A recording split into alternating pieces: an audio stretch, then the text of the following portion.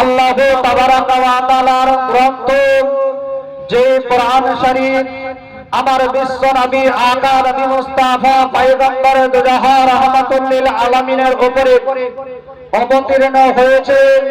ওই কোরআন পাক থেকে আল্লাহ তাবারাকা ওয়া তাআলার কোরআন মাজিদ হইতে তেলাওয়াত করার সৌভাগ্য আমি অর্জন করেছি। আল্লাহ পাক বলেন ওয়া আরসালনাকা ইল্লা রাহমাতাল লিল আলামিন।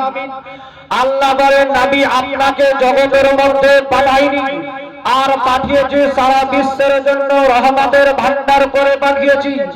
আপনি বলবেন আদমের জন্য রহমত, আপনি বলবেন মুসার জন্য রহমত, আপনি বলবেন ঈসার জন্য রহমত, আপনি বলবেন দাউদ পয়গম্বরের জন্য রহমত, কিন্তু বেরাদরি ইসলাম আল্লাহর নবী আকা নবী মুস্তাফা পয়গম্বর আদম নবী মুহাম্মদ রাসূলুল্লাহ সাল্লাল্লাহু আলাইহি ওয়াসাল্লামকে আমার আল্লাহ তাবারাকা ওয়া তাআলা বলেন ওয়ালা শাফা ইউবিকা রাব্বুকা ফাতারদা।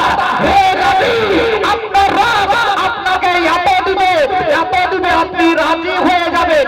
আপনি বলবেন কি আয়াত পড়িলা আর কি আয়াতের মানে করছো না না বেরাদরি ইসলাম আল্লাহ তাবারাকা ওয়া তাআলা সারা জগতের জন্য আমার বিশ্ব নবীকে রহমত স্বরূপ পৃথিবীর মধ্যে পাঠিয়েছে। জোরে বলুন সুবহানাল্লাহ।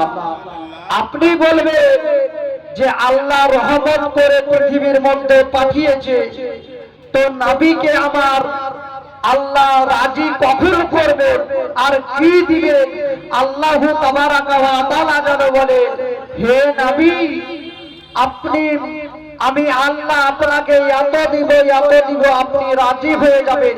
সেই জন্য তো আলা হযরত আজিমুল বরকত দারিয়ে রহমত কানজুল কারামাত ইমামে আহমদ রাজা খান বাদিলে দারালবি রাদিয়াল্লাহু তাআলা আনহু বলেন আল্লাহ কি জাহান্নাম अभी ना सर्द होगा, अल्लाह की जहन्नम अभी नहीं सर्द होगा। रो रो के मुस्तफा ने परिवार बहा दिए। ये बिरादर इस्लाम আল্লাহর নবী আকা নবী মুস্তাফা পয়গম্বরে দুজাহা রাহমাতুল লিল আলামিনের কাছে হযরতে আদমের উম্মত যাবে, হযরতে ঈসার উম্মত যাবে, হযরতে ইব্রাহিমের উম্মত যাবে। আমার নবী বলবে আনা লাহা কি বলবে? আনা লাহা। আদমের উম্মত বলবে ইয়া রাসূলুল্লাহ আপনি আমার হয়ে সুপারিশ করুন। হযরতে আদম বলবে আমার দ্বারাই হবে না। হযরতে ইব্রাহিমের উম্মত বলবে ওগো আল্লাহর নবী আপনি আমার হয়ে সুপারিশ করুন। হযরতে দাউদ পয়গম্বরকে বলবে ইয়া রাসূলুল্লাহ নবী গো আপনি আমার হয়ে সুপারিশ করুন। হযরতে খলিলুল্লাহ হযরতে ইব্রাহিম আলাইহিস সালামের কাছে যাবি, যাওয়ার পরে বলবে হুজুর গো আপনার উম্মত হয়ে এই কঠিন দিনে বাপ যেখানে কাজে লাগে না, মা যেখানে কাজে লাগে না, ভাই যেখানে কাজে লাগে না, হুজুর গো ওই সময়ে চলো আবার বিশ্ব নবী রাহমাতুল লিল আলামিন যেন সিজদার মধ্যে থাকবে আর এই কথাটা বলবে ইয়া রাব্বি হাবলি উম্মতি। আল্লাহ গো আমার উম্মতকে বখশে দাও, আমার উম্মতকে আমার হাওয়ালা করে দাও। বিরাদরি ইসলাম আমরা নাবি নাবি কেন করি?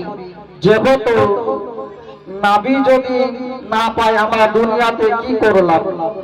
দুনিয়াতে আমরা উঠছি বসছি খাচ্ছি চলছি ফিরছি সবই নবী পাকের সাদকা।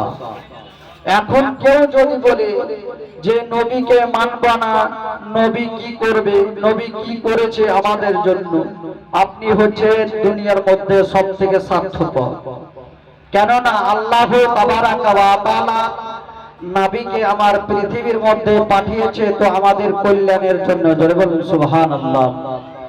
কেননা নবী পাক যদি পৃথিবীর মধ্যে না আসতেন তাহলে আমরা অন্ধকারের মধ্যে থাকতাম, হাদিস কোরআন ভালো মন্দ কিছুই বুঝতে পারতাম না।